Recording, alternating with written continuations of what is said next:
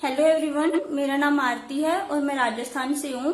और मैं डेरा सच्चा सौदा से बचपन से जुड़ी हुई हूँ। मेरे मम्मी पापा जाते हैं डेरा सच्चा सौदा, मेरे दादा दादी भी जाते हैं, तो मैं भी बचपन से डेरा सच्चा सौदा आती जाती रही हूँ। और मैं अभी बात कर रही हूँ गुरुओं के बारे में। जैसे हम सभी जानते हैं कि जो हमारा भारत देश है वो गुरुओं का देश रहा है। यहाँ पर गुरुओं का बहुत ही आदर सत्कार किया जाता है। लेकिन अभी कुछ समय से हम देख रहे हैं कि जो गुरु हैं उन पर बहुत ही गलत इल्जाम लगाए जा रहे हैं, बहुत ही गलत आरोप लगाए जा रहे हैं, जो कि सब बेबुनियाद हैं। तो मैं बात कर रही हूँ बाबा राम रहीम के बारे में, जो कि डेरा सच्चा सौदा के प्रमुख हैं। ठीक है, बाबा राम रहीम एक ऐसी हस्ती है ना जिन्होंने कि 135 मानवता भलाई के कार्य चला रखे हैं, जो कि अपने आप में ही बहुत बड़ी बात है। ठीक है, आज अगर हम सभी जानते हैं कि कलयुग का समय चल रहा है। ठीक है, आज के टाइम में कोई रिश्तेदार के काम नहीं आता, यहाँ तक कि सगा भाई के काम नहीं आता। वहीं पर डेरा सच्चा सौदा के जो न्यायी हैं सिर्फ अपने गुरु जी के एक बार कहने पर अपनी जान तली पे रख देते हैं।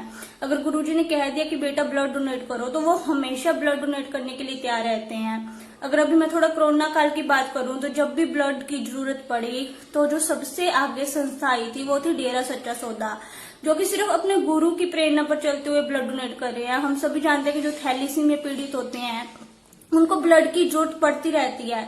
तो ऐसे में जो ब्लड डोनेट करने के लिए संस्था आगे आ रही है वो डेरा सच्चा सौदा ही है। और उनके जो श्रद्धालु हैं वो अपने गुरु की प्रेरणा पर चलते हुए ये कार्य कर रहे हैं। सिर्फ अगर ब्लड डोनेट ही नहीं, 135 मानवता भलाई के कार्य में से अगर कहीं पे भी भूकंप आ जाता है, बाढ़ आ जाती है या फिर बादल फट जाता है, तो ये श्रद्धालु ही हैं जो अपनी जान जोखिम में डालकर या फिर अपनी जान की परवाह किए बिना वहां पहुंच जाते हैं, उन लोगों को वहां से बचाते हैं, उनकी मदद करते हैं। किस लिए? उन्हें कोई शौक थोड़ी ना ये सब करने का, सिर्फ अपने गुरु की प्रेरणा पर चलते हुए ही कर रहे हैं। तो मुझे समझ नहीं आ रहा एक ऐसे गुरु पर इतने गलत आरोप क्यों लगाए जा रहे हैं। अभी मैं लोगों को तो क्या बोलूं, उन बेचारों को तो यही नहीं पता डेरा सच्चा सौदा है क्या, बाबा राम रहीम है कौन।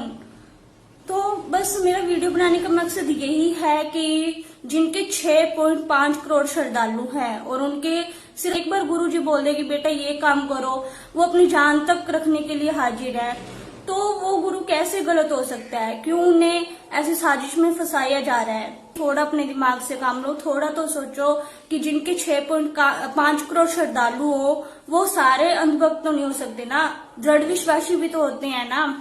तो प्लीज थोड़ा सा सोचो इस चीज के बारे में। और हमारा तो ना तो पहले कॉन्फिडेंस कम हुआ ना अब होगा, हम तो पक्के विश्वास थे, हैं और रहेंगे।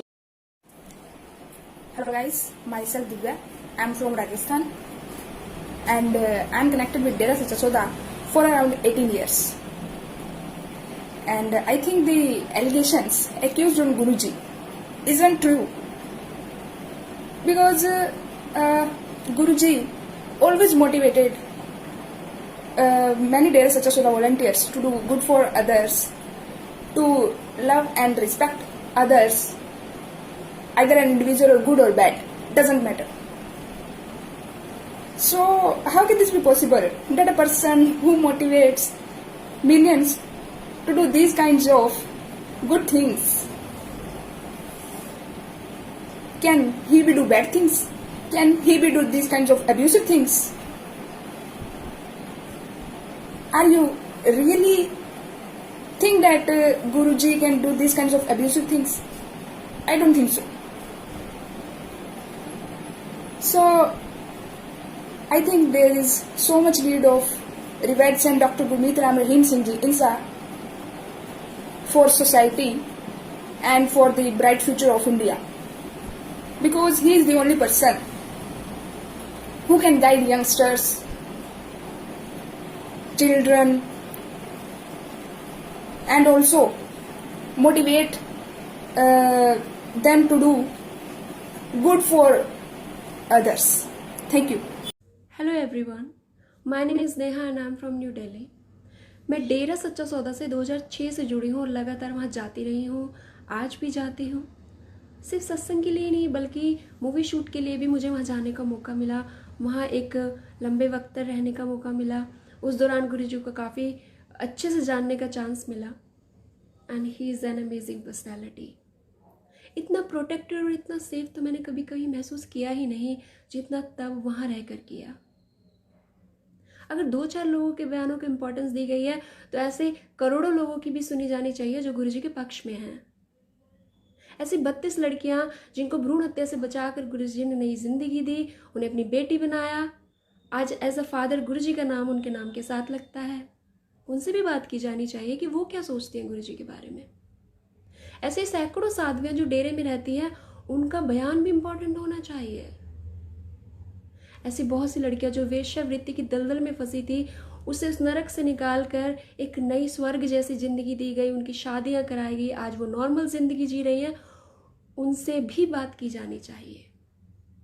ऐसे बहुत से लोग जो इस बात के गवाह हैं कि डेरे में किस तरह सांप, बिच्छू, अजगर निकल जाने पर उनको मारा नहीं जाता बल्कि सेफली पकड़ कर कहीं जंगल में छोड़ दिया जाता है गुरुजी के दिशा निर्देशों के चलते, उनसे भी बात की जानी चाहिए। बयान तो सभी के इम्पोर्टेंट होने चाहिए, बात तो सभी की सुनी जानी चाहिए।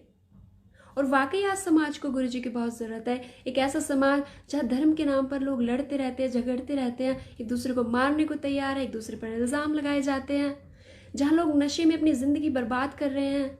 धर्मों का सही ज्ञान या तो लोग लेना नहीं चाहते, ले चुके हैं तो उस पर चलना नहीं चाहते। और वाकई गुरुजी ने सिर्फ लोगों को सही ज्ञान दिया ही नहीं है, बल्कि अपने करोड़ों अनुयायियों को दिल से उन पर चलना सिखाया है, और यही मायने रखता है। मेरा नाम प्रियंका, ब्लॉक गुरुनानक डिस्ट्रिक्ट संगरूर, पंजाब से। मैं और मेरी फैमिली 2001 से डेरा सच्चा सौदा से जुड़े हुए हैं।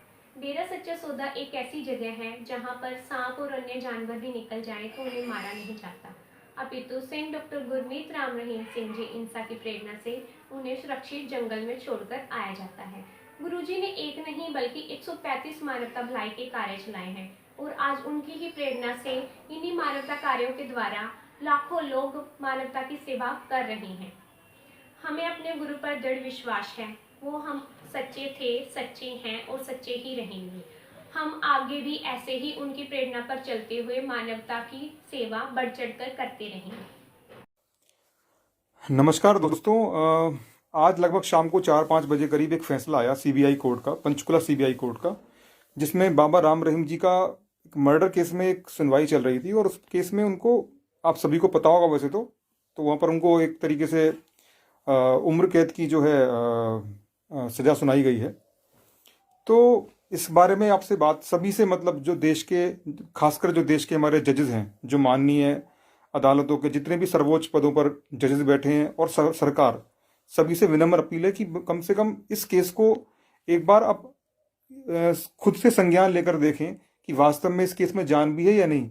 क्योंकि लगभग 3 सजा हो चुकी हैं, 20 साल की, एक उम्र कैद, दूसरी भी उम्र कैद, और तीनों ही केस में एक बंदे की गवाही पर, जिसने लगभग 10 बार अपनी गवाही चेंज की है, और हर बार उसकी गवाही चेंज होने के बावजूद भी उसकी गवाही को सीबीआई कोर्ट में मान्यता दे दी जाती है। उस आधार पे तीनों सजा करी गई हैं अब तक।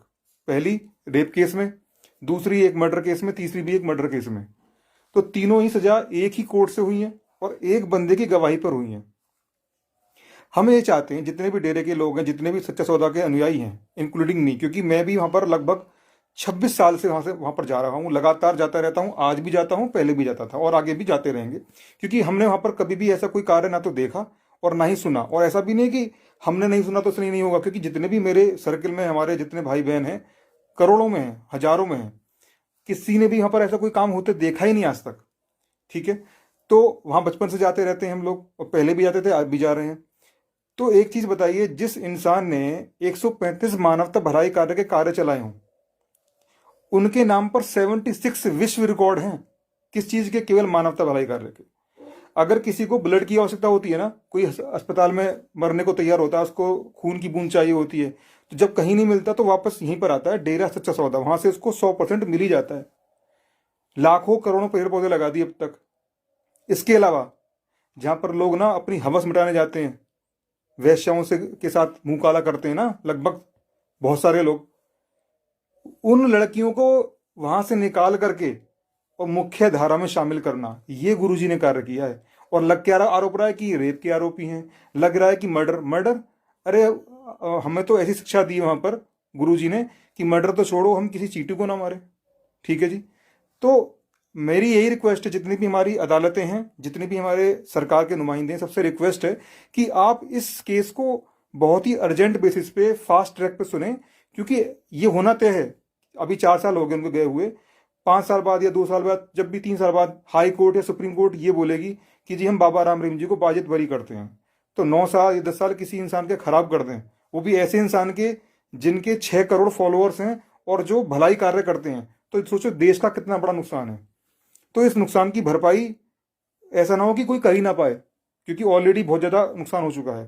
तो ये मेरी अपील है, जितने भी हमारे सर्वोच्च पदों पर जो हमारे जजेस बैठे हैं वो संज्ञान लें इसका। सरकार से भी मेरी विनम्र निवेदन है कि आप इस केस को देखें और इसमें खुद से संज्ञान लेकर के इसको फास्ट ट्रैक पे चलाएं, क्योंकि ये बिल्कुल भी किसी भी तरीके से ये मामला टिकता ही नहीं है कोर्ट के अंदर। ये एक बंदे की गवाही के ऊपर सारा खेल चल रहा है। वही बंदा पहले केस में देता है गवाही पलट पलट करके, वही बंदा दूसरे केस में देता है, वही बंदा तीसरे केस में देता है। हर केस में वही बंदा दे रहा है और पलट पलट के बदल बदल के गवाही देता है और उसकी गवाही मान ली जाती है। तो ये मेरी रिक्वेस्ट है, सारे डेरा फॉलोअर्स की रिक्वेस्ट है आपसे, सरकार के नुमाइंदों से, और जो हमारे सुप्रीम कोर्ट हाई कोर्ट के जजेस बैठे हैं, माननीय जजेस बैठे हैं, तो उनसे रिक्वेस्ट है कि आप इसको कैसे भी करके उच्चतम न्यायालय में या सर्वोच्च न्यायालय में इसको फास्ट ट्रैक पे सुने जी, ताकि जितने भी लोग हैं भारत देश के, और खासकर जो बाबा राम रहीम को मानते हैं, बाबा राम रहीम जी को जितना भी फॉलो करते हैं, उनका विश्वास न्यायालय में बना रहे। यही मेरी आपसे प्रार्थना है जी। हेलो, मैं राजेश कुमार मीना राजस्थान का रहने वाला हूँ और अभी मैं पीएचडी कर रहा हूँ मैकेनिकल डिपार्टमेंट में। आज बहुत हैरानीजनक फैसला देखने को मिला कि संत गुरमीत राम रहीम सिंह जी इंसा के विरुद्ध फैसला है, जिससे मैं बिल्कुल भी सहमत नहीं हूँ। अरे, संत गुरमीत राम रहीम सिंह जी इंसा तो वो हैं जो इंसानों के अंदर सेवा भावना का जोश प्रकट करते हैं। वो जरूरतमंदों को ब्लड देते हैं, महिलाओं की डिलीवरी के टाइम पे ब्लड देते हैं, सड़क एक्सीडेंट हो जाए उसमें ब्लड देते हैं, और आज भी लाखों करोड़ों लोग डेंगू पीड़ित लोगों की जान बचाने में लगी हुई है। इवन अभी कोरोना काल गया था, इसमें भी जगह जगह मंदिरों, मस्जिदों, गुरुद्वारों का सैनिटाइज किया। कितना काम किया उन्होंने। वो तो उनकी अनुपस्थिति में, उनकी उपस्थिति में और भी ज़्यादा होते हैं, और आज भी वैसे कम नहीं है, बहुत हो रहे हैं।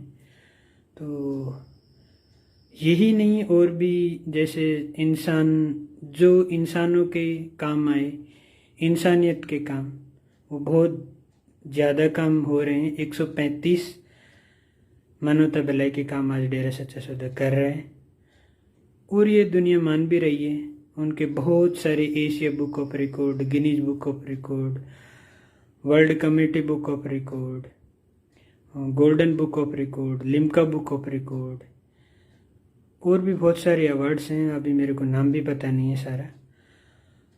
महिलाओं के लिए आत्मरक्षा कैंप लगवाना और उनको ट्रेनिंग्स देना ताकि वो खुद आत्मरक्षा बन सके, सेल्फ डिफेंस ट्रेनिंग हो गई, सिलाई मशीन देना, बेघरों के घर बना के देना। तो ऐसे ना जाने कितने काम करके देते हैं, और उनके फॉलोअर्स उनको करते हैं। अपंग, लाचार, अंगहीन, जिनको जो ज़रूरतमंद हो, खाने को खाना, प्यासा है तो पानी, और साइकिल दान देना, ट्राई साइकिल दान देना, और बेरोजगारों को रोजगार के साधन उपलब्ध कराना, ये काम डेरा सच्चा सौदा करता है। और उनका ये फल हैरानीजनक फैसला है। मैं तो इससे बिल्कुल भी सहमत नहीं हूँ। देखते हैं आगे हमें उम्मीद है कि न्याय मिलेगा। सो सी व्हाट विल हैपन। दोस्तों, मेरा नाम जितेंद्र इंसा है। मैं राजस्थान से बिलोंग करता हूँ और डेरा सच्चा सौदा से मैं सन 2000 से जुड़ा हुआ हूँ। डेरा सच्चा सौदा एक ऐसी संस्था है जो 135 मानवता भलाई के कार्यों को आज भी कर रही है। ऐसे में इन पर पूज्य गुरुजी पर इस तरह के आरोप लगाए गए हैं, रेप केस, मर्डर केस, इस तरह के आरोप बिल्कुल बेबुनियाद हैं और समाज के हित में बिल्कुल भी नहीं है। आपको पता होगा कि ब्लड डोनेशन, पौधारोपण, सफाई अभियान के कार्यों में डेरा सच्चा सौदा काफ़ी ऊंचाई पर रहा है और विदेशों से और इस देश से इंटरनेशनल लेवल पर अवार्ड प्राप्त कर चुका है। ऐसी स्थिति में अगर ये कहा जाए कि पूज्य गुरुजी खुद इस तरह के रेप जैसे और हत्या जैसे मामलों में दोषी हैं, तो ये कहाँ तक सच माना जाएगा। इस तरह के आरोप बिल्कुल बेबुनियाद हैं। सीबीआई कोर्ट ने जिस तरह के फैसले दिए हैं वो झूठे आरोपों और झूठी गवाहियों के आधार पर दिए गए हैं और इससे आगे भी कोर्ट होते हैं, हाई कोर्ट है, सुप्रीम कोर्ट, माननीय सुप्रीम कोर्ट है। तो हमें पूरा विश्वास है कि हमें एक न एक दिन न्याय जरूर मिलेगा और जो ये इस तरह के आरोप लगाने वाले हैं इनका वास्तव में सुप्रीम कोर्ट या हाई कोर्ट कुछ न कुछ करेंगे। धन धन सद्गुरु तेरा ही आशीर्वाद।